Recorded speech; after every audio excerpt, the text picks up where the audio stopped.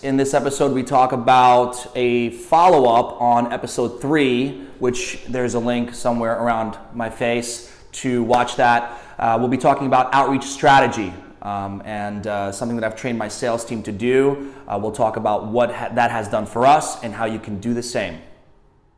Are you listening? If you guys want to just throw questions at me. Damn.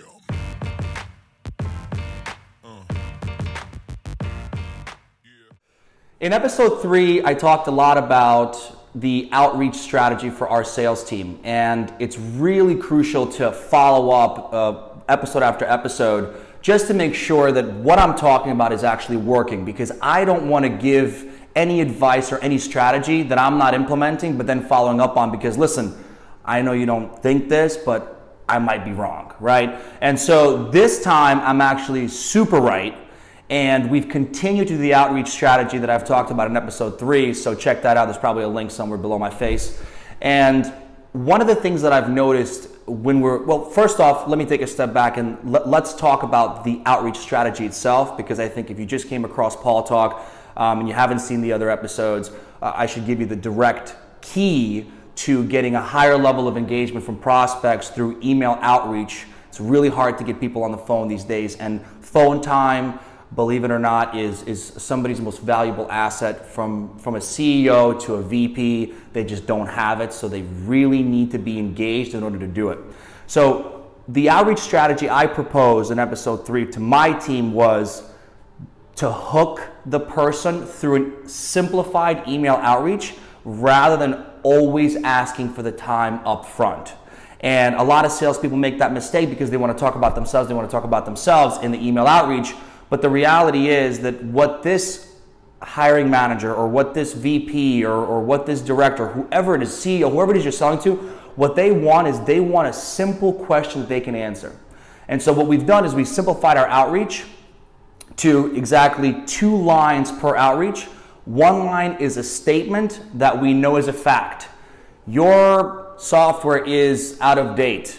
Your jobs are out there and not getting applicants, right? There's a lot of research we can find out. So if you have one PowerPoint that you can say, one statement that identifies a need for them, and simply following that up with a question of, are you looking to solve this problem, has increased our responses. Now, not all positive, right? Sometimes I'm good, I'm not interested, but the point is people are actually responding to our outreach. And that has been massive. So when they respond, we call that the hook. And so what you're trying to do with the outreach, and remember this is like a mind switch.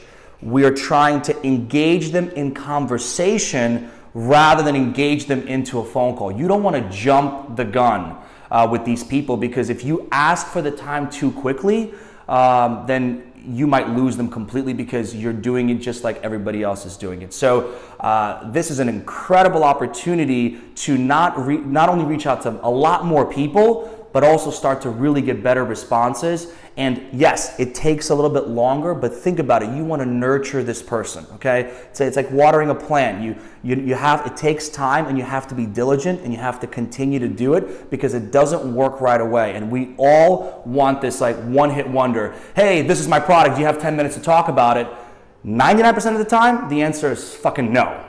If I'm a CEO and you reach out to me and you ask me for time before I know what the hell you are, and all you do in an email is give me 3 paragraphs of what you do, you're dead to me. I'm deleting that email instantly. So for all you out there that have emailed me with that same exact intro, your email has been deleted.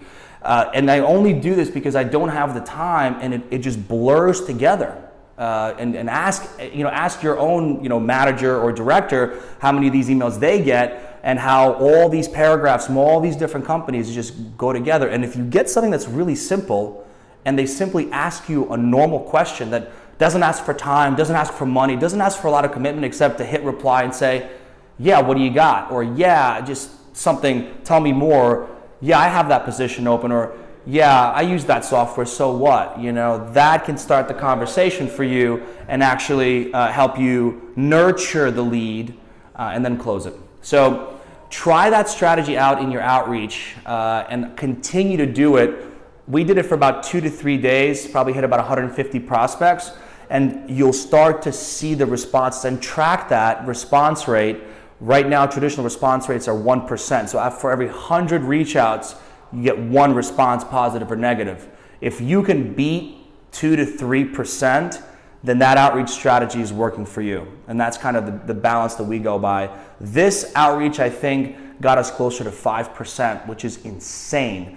For anyone who's been doing this a long time, they know that those rates are pretty damn high. So try it out, comment below, and let me know if this strategy is working. If you want some clarity on the outreach, I'd be happy to provide some more in some mini episodes, but let me know. I'm excited to see if we can change the way outreach is done so that we can engage with more of the products that we need, because I'm sure that some of the people that have reached out to me and have asked me for their time had some really cool shit, and I probably missed out on it, but I just didn't have the time to read through the email.